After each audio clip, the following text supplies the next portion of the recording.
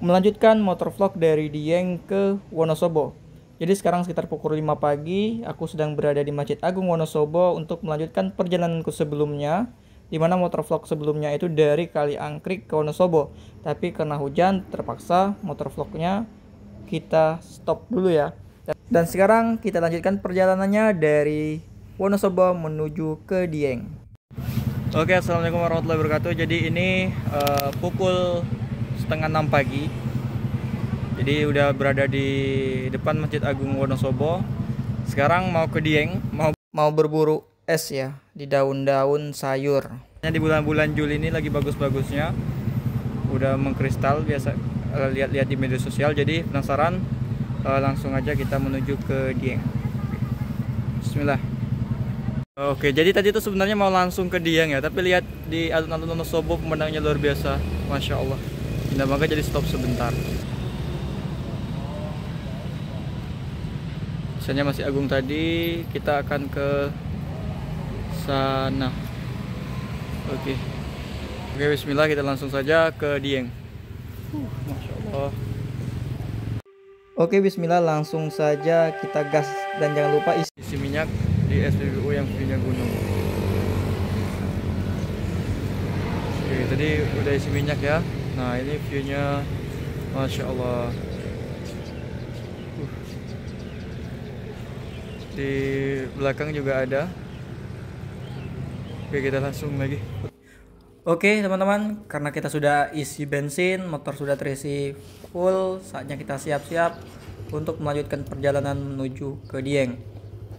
Oh ya teman-teman, mungkin teman-teman sudah menonton aku video sebelumnya. Jadi ini merupakan lanjutan video perjalananku dari Dusun Butuh Kali Angkrik menuju ke Dieng. Bismillah, kita gas lanjutkan perjalanan. Sebelumnya aku sudah pernah ke Dieng, tapi waktu itu bukan musim kemarau. Jadi kali ini ke sini kita akan berburu es ya, kristal es. Karena di musim kemarau seperti sekarang itu suhu di Dieng biasanya sampai minus. Makanya aku pagi-pagi sudah berangkat menuju ke Dieng. Sengaja kali ini aku bikin motor vlog karena sebelumnya pas aku kesini itu sayang banget gak sempat bikin, dan padahal pemandangannya itu sayang kalau untuk dinikmati sendiri.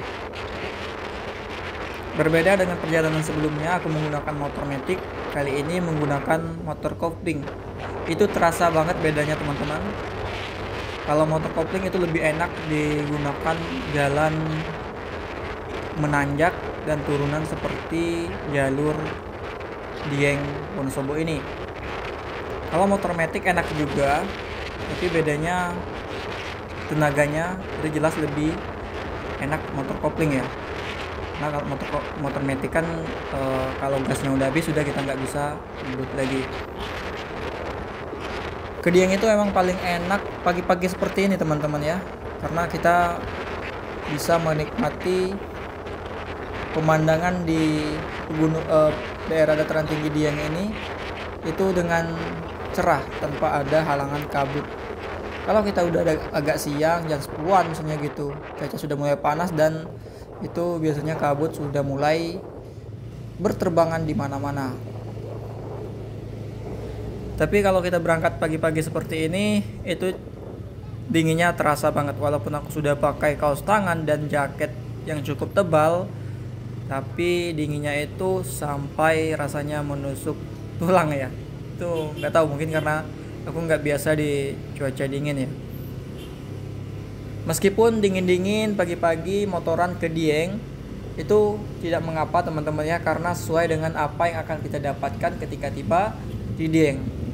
Oh ya teman-teman, jadi kalau teman-teman pertama kali ke Dieng atau berencana mau ke dataran tinggi Dieng, aku rekomendasikan beberapa tempat yang harus teman-teman kunjungi.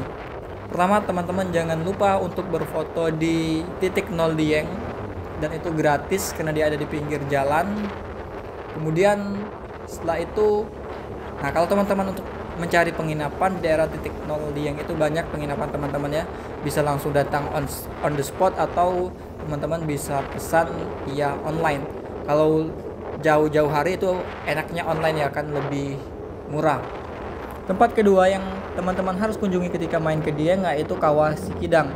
Jadi di Kawah Sikidang ini teman-teman bisa menikmati pemandangan dari asap yang keluar dari Gunung Purbakala yang dulu pernah meletus dan sekarang lokasinya sudah landai ya teman-teman. Jadi jangan khawatir, teman-teman nggak perlu lagi untuk hiking atau mendaki. Selain itu di sini juga teman-teman bisa wisata kulineran di sekitar Kawah Sikidang ketika kita mau keluar melalui pintu exit, dan juga banyak oleh-oleh mulai dari souvenir dan juga yang pastinya ada belerang ya teman-teman. Jadi teman-teman kalau mau beli belerang bisa di sini. Lokasi ketiga yang harus dikunjungi yaitu Dieng Theater. Jadi di Dieng Theater teman-teman bisa belajar sejarah tentang dataran tinggi Dieng. Di sini nanti kita akan masuk ke ruangan setelah beli tiket. Tiketnya sekitar Rp10.000 kalau nggak salah. Setelah itu kita akan masuk ke ruangan, nanti akan diputarkan film. Jadi kita seperti nonton di bioskop. Lokasi keempat yang harus teman-teman kunjungi ketika main ke Dieng yaitu Batu Ratapan Angin. Lokasinya sekitar 100-200 meter dari Dieng Theater. Nah, di sini tiketnya 10 atau 15.000 kurang lebih. Nah, teman-teman hiking sebentar untuk menikmati pemandangan di sekitar Batu Ratapan Angin. Pemandangan utama yang biasanya jadi background foto atau video yaitu Telaga Warna dan Telaga Penggilon. Jadi teman-teman bisa menikmati pemandangan Telaga Warna dan Telaga Penggilon dari Batu Ratapan Angin. Setelah dari Batu Ratapan Angin, aku sarankan teman-teman untuk berkunjung ke lokasi yang kelima yaitu Telaga Warna dan Telaga Penggilon. Kalau tadi kita bisa menikmati dari Batu Ratapan Angin, sekarang kita bisa langsung main dari jarak dekat. Karena Telaga Warna dan Telaga Penggilon itu di suatu lokasi yang sama. Tiket masuknya kurang lebih Rp15.000. Lokasi keenam yang harus teman-teman kunjungi ketika main ke Dieng yaitu Bukit Sikunir. Yap, jadi Bukit Sikunir ini salah satu wisata favorit bagi wisatawan yang berkunjung ke dataran tinggi Dieng. Berbeda dengan 5 lokasi sebelumnya yang kita bisa main di jam berapa saja, yang penting nggak panas ya. Nah, kalau di Bukit Sikunir, aku sarankan teman-teman itu pagi. Kalau bisa itu sholat subuhnya sudah di dekat parkiran, di musola dekat parkiran di daerah pelataran wisata Bukit Sikunir. Habis sholat subuh teman-teman bisa langsung hiking atau nanjak ke Bukit Sikunir. Targetnya itu sebelum sunrise teman-teman sudah berada di atas. Karena kita perlu nanjak untuk sampai ke puncak Bukit Sikunir, aku sarankan teman-teman untuk bawa air minum ataupun beli dulu makanan di jalan menuju ke atas. Itu banyak jualan seperti ada kentang dan jajanan-jajanan agar perut terisi. Karena teman-teman perlu energi untuk naik ke atas. Jangan sampai ada kejadian teman-teman pingsan ataupun sesak napas ya, karena ada anak tangga yang harus dilalui dan perjalanan ke atas itu memakan waktu kurang lebih 30 menit sampai 1 jam tergantung fisik teman-teman ya. Jadi pastikan fisik teman-teman benar-benar kuat untuk sampai ke puncak Sikunir. Meskipun perlu effort lebih untuk sampai ke puncak Bukit Sikunir, tapi menurutku itu sesuai dengan usaha yang kita keluarkan. Jadi pemandangannya itu Masya Allah indah banget teman-teman ya, karena dari Bukit Sikunir itu salah satu spot terbaik untuk melihat golden sunrise yang ada di Dieng. Kemudian setelah turun dari Bukit Sikunir, lokasi yang ketujuh yang harus teman-teman kunjungi yaitu wisata Curug Sikarim. Lokasi Curug Sikarim itu arah jalan pulang setelah kita dari Bukit Sikunir. Tapi aku sarankan jangan ke Curug Sikarim teman-teman kalau kondisi kendaraan teman-teman tidak memungkinkan. Kalau bawa motor itu pastikan pengereman depan belakang itu berfungsi dengan baik. Aku tidak sarankan teman-teman untuk membawa mobil ya untuk ke Curug Sikarim, karena itu menurutku jalannya ekstrim banget. Mungkin bisa dibilang itu jalan paling ekstrim yang ada di Dieng. Jadi lokasi ke-8 setelah dari Curug Sikarim atau air terjun Sikarim, teman-teman bisa langsung lurus ke Telaga Menjer. Karena kalau kita untuk memutar balik lagi ke arah atas, itu tanjakannya juga ekstrim. Jadi aku sarankan untuk langsung ke Telaga Menjer. Di Telaga Menjer teman-teman bisa naik perahu ya. Nah, tentu teman-teman harus membayar 20.000 per orang untuk naik perahu dan eksplorasi di Telaga Menjer. Kalau sebelumnya di Telaga Warna dan Telaga Panggiton itu teman-teman tidak ada perahu ya. Jadi kalau mau naik perahu teman-teman harus pergi ke Telaga Menjer. Kemudian setelah dari Telaga Menjer menuju ke penginapan, teman-teman bisa lewat jalan dari daerah Kebun Teh Sikatok. Jadi teman-teman juga bisa mampir dulu ke tempat wisata atau langsung pulang ke penginapan.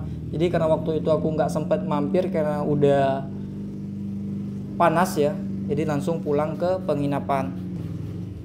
Oh ya, nggak kerasa ini kita sudah hampir sampai ke titik 0 Dieng. Nah, ini sudah kelihatan dari tanda-tanda banyak jeep.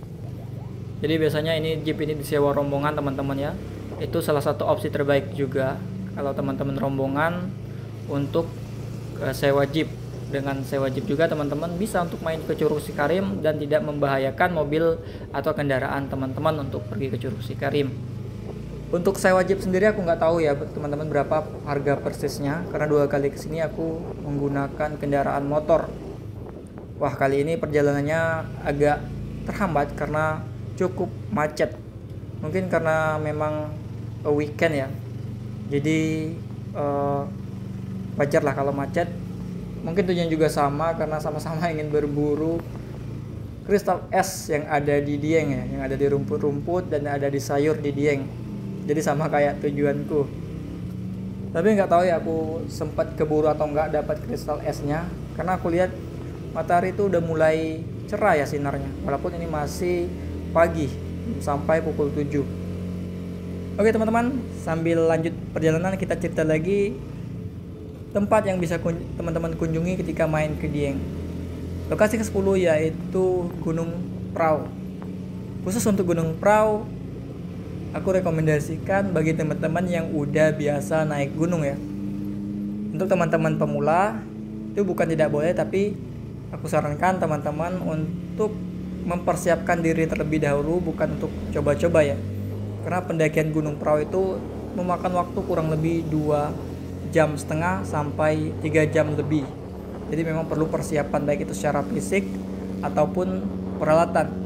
Kebetulan waktu itu aku mendaki pukul 3 pagi dan karena lagi kemarau, itu dari pihak base camp boleh naik kalau kita bawa tenda, kemudian sleeping bag dan peralatan yang lainnya agar kita tidak terkena hipotermia atau kedinginan ketika berada di atas.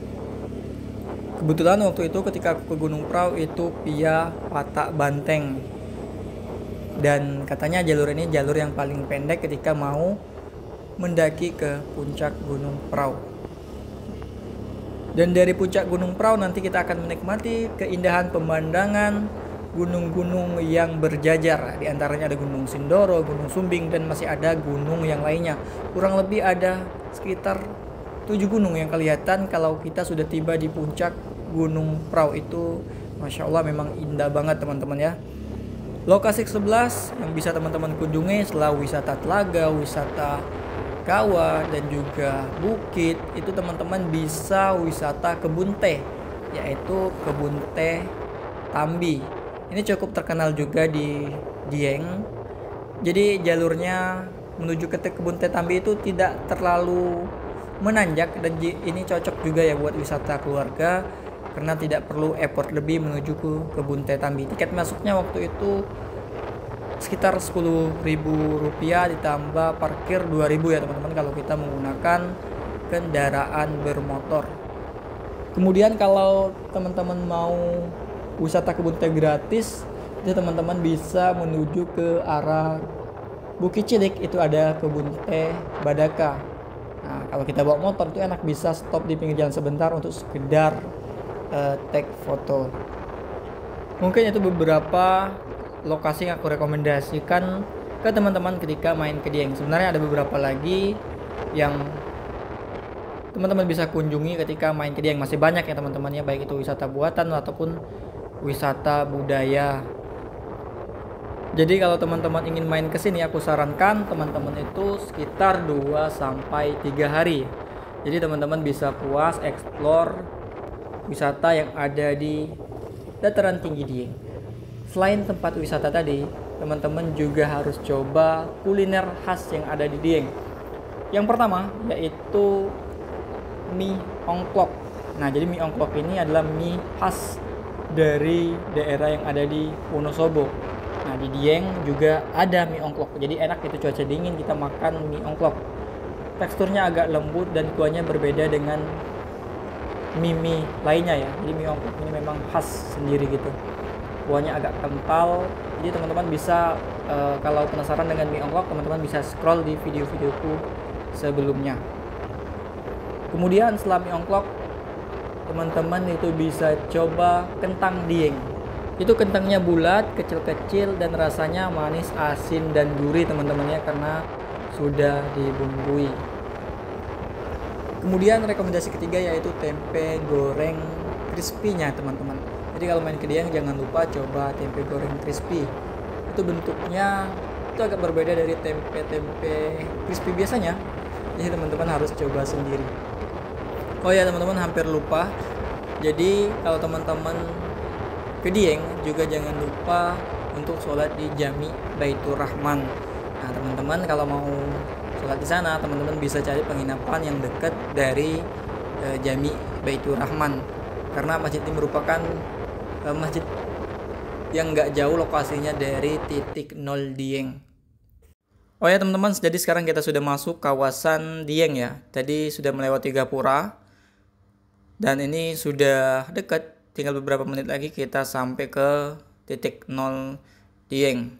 Di sini sayang banget teman-teman karena ada goncangan, jadi kamera HP-nya agak turun sedikit.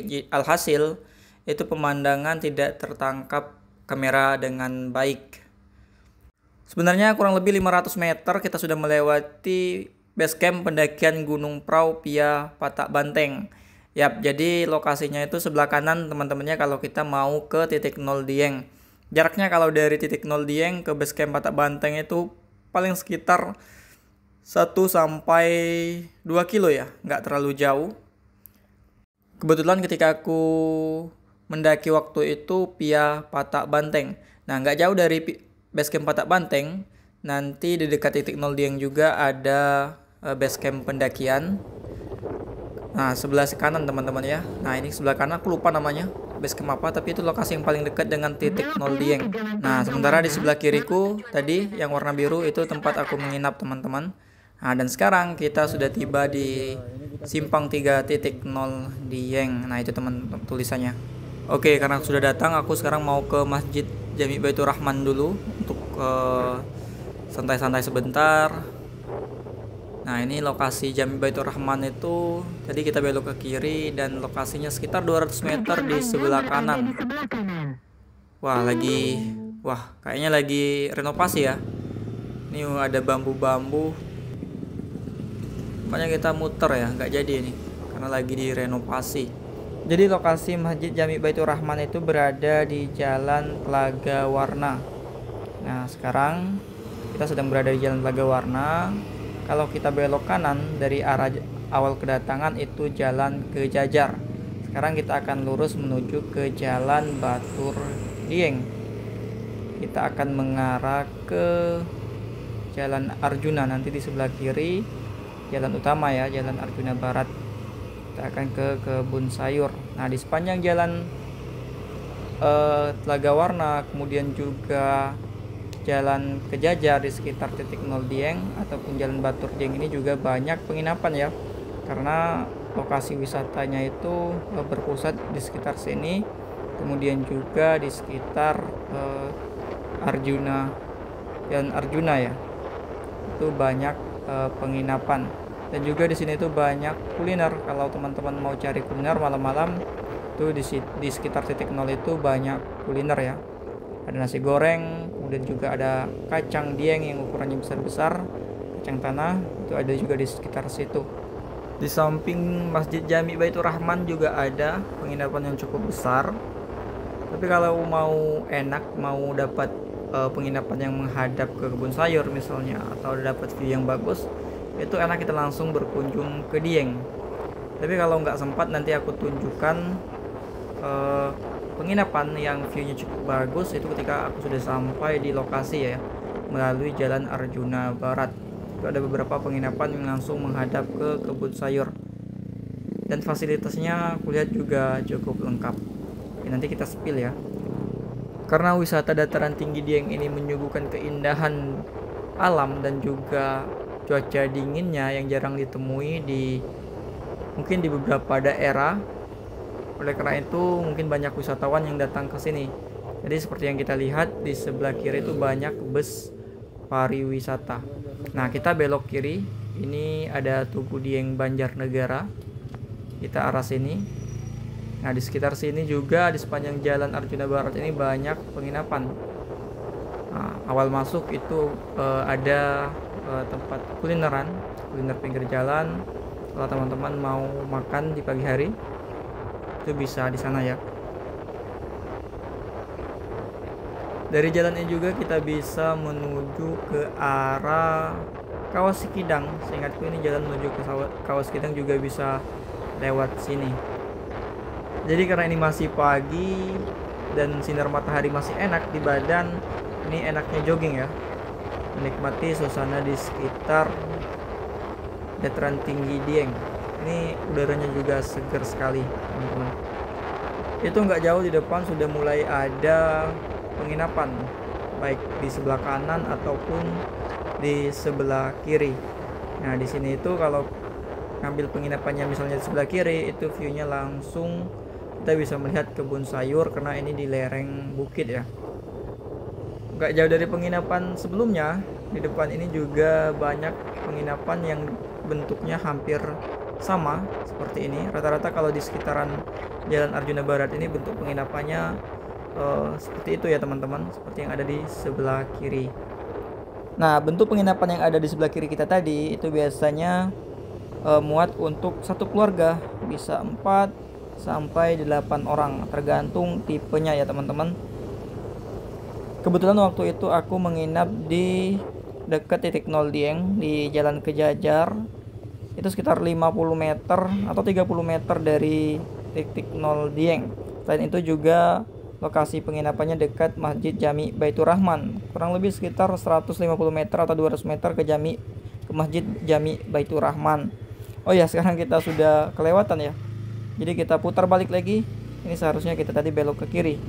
Nah, jadi kita nanti depan belok ke sebelah kanan menuju ke kebun sayur untuk melihat es ya, es yang membeku di daun-daun sayur. Tapi kalau teman-teman mau menginap di sekitar sini di dekat kebun sayur, teman-teman nggak perlu khawatir karena lokasi masjid juga nggak terlalu jauh. Masih bisa diakses dengan jalan kaki, mungkin jaraknya sekitar 300 sampai 500 meter lah ya. Itu nggak terlalu jauh. Kurang lebih sekitar 300 meter lagi aku akan tiba di lokasi tujuan. Nah, jadi di sebelah kanan itu ada lapangan yang luas teman-teman ya. Jadi kalau teman-teman menginap di daerah sekitar sini, itu teman-teman pemandangannya langsung lapangan dan kebun sayur. Seperti yang kujanjikan sebelumnya, aku akan sepil penginapan yang ada di sekitar kebun sayur sini. Tadi mungkin teman-teman sudah lihat ada namanya penginapan Kabinku. Nah, jadi di sepanjang jalan ini ada penginapan Kabinku 1. Kemudian kalau nggak salah itu yang pertama tadi Kabinku berapa 2 atau 3 ya. Nah, jadi teman-teman bisa kunjungi Instagramnya, namanya Kabinku ya teman-teman. Oke, karena aku sudah datang, aku mau parkir motor sebentar dan mau cek di kebun sayur yang ada di sebelah kiri ini apakah esnya yang membeku masih ada ya, karena ini cuacanya sudah mulai panas. Sebelum cek, aku mau minum air putih dulu agar tidak dehidrasi ya, karena sudah lama di perjalanan. Oke teman-teman, mungkin sampai di sini dulu video kita kali ini. Sampai bertemu lagi di video aku selanjutnya. Terima kasih buat teman-teman yang sudah menonton hingga akhir video.